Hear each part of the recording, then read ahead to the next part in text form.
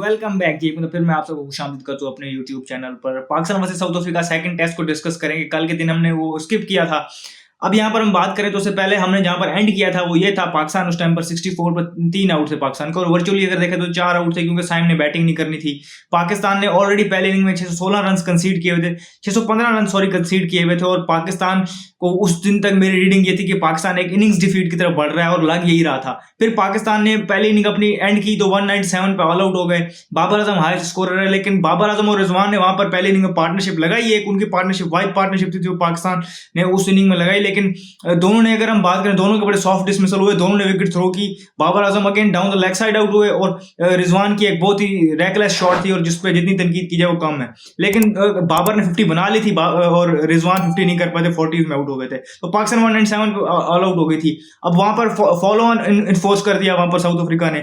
फिर south Africa को ये लगा होगा, जो बाकी सबको देख के लग रहा था कि साउथ अफ्रीका ने सोचा होगा कि हम इनको इतने ही टोटल में समेट लेंगे और कुछ रन्स, मतलब अच्छे खासे रन्स, एक अच्छे खासे मार्जिन से और इनिंग से जीत जाएंगे। लेकिन वहां पर शान मसूद और बाबर आजम के आइडियाज अलग थे। दोनों जब ओपन करने हैं तो उन्होंने 200 रन का स्टैंड लगाया। यहाँ पर इन दोनों की बड़ी तारीफ बनती है। शान मसूद की भी बड़ा अंडर प्रेशर थे वो, उन पर तनकीद हो रही थी उनकी कैप्टनसी पे। देखें, कैप्टनसी टैक्टिक्स पे भी उनकी तनकीद जो हो रही थी वो ठीक थी, वो काफी हद तक ठीक है। लेकिन बैटिंग के हवाले से देखा जाए तो उन्होंने भी इंग्लैंड वाली सीरीज में इतना बुरा नहीं किया था, और यहाँ पर भी स्टार्स उनको मिले थे, वो उन्होंने थ्रो किए थे, वो हद तक ठीक है। लेकिन यहाँ पर सवाल बन रहे थे उनकी जगह वगैरह पर। लेकिन ये इस सारे प्रेशर के अंदर, और फिर जब टीम आपकी फॉलो ऑन कर रही हो, आपके पास ऑलरेडी एक आप बैटर शॉट हो, और फिर आप यहाँ पर आके ऐसी इनिंग खेलें, 200 प्लस रन की पार्टनरशिप बना दें, तो वहां तक हमें ये लग रहा था हम गेम में कहीं ना कहीं वापस आ गए हैं। फिर बाबर आजम ने उनका भरपूर साथ निभाया, बड़े अच्छे तरीके से उन्होंने इनिंग को साथ लेके चले, उन्होंने अपने कैप्टन का साथ दिया। बाबर आजम फॉर्म में आ रहे हैं, बैक टू बैक अगर हम बात करें तो उनकी 350 हो गई हैं इस टूर पे भी, लेकिन वो 81 रन पे आउट हो गए। आज के दिन भी अगर हम देखें तो नाइट वॉचमैन ने भी अच्छी फाइट की और अपने कैप्टन का साथ दिया।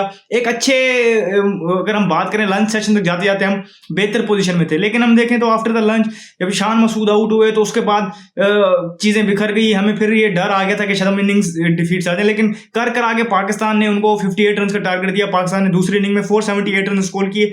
सारी चीजें एक तरफ हों, लेकिन सेकंड इनिंग का जो कमबैक है ये इंतहाई, जिसे हम कहते हैं, तारीफ के काबिल है, और ऐसा कमबैक बहुत कम देखने को मिलता है। तो पाकिस्तान की यहाँ तक तारीफ बनती है जिस तरीके से उन्होंने सेकंड इनिंग कमबैक किया।